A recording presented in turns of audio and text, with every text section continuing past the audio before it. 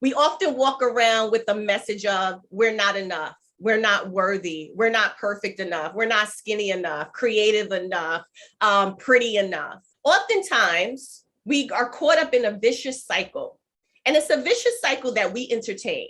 And when I say we entertain it, it's because we entertain the same story over and over again.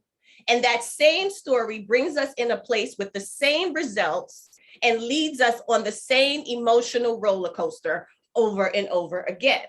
We often take the occurrence and we create an unworthy story. So an unworthy story is birthed. And we do this out of our lower self, our unworthy, what feels like our unworthy self, to protect ourselves. It seems rational. This is what happened to me. So this is my story. I stick with it and I'm protecting myself. And also I get to blame someone else for it. This is my story. But what happens is when you create the unworthy story, you are drowning in toxic thoughts and emotions that match the unworthy story. I'm not enough. It was because of this. I blame her. She didn't do this.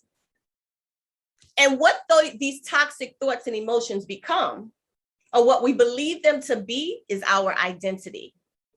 My friends, this unworthy story produces thoughts about ourselves that we actually connect to our identity, to our real self, who we believe we are. Sit with that for a moment.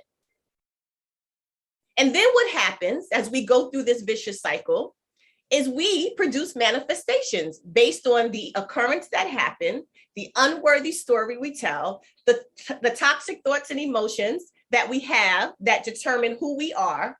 And we manifest, or another word for it is, we produce these results that keep us in the vicious cycle.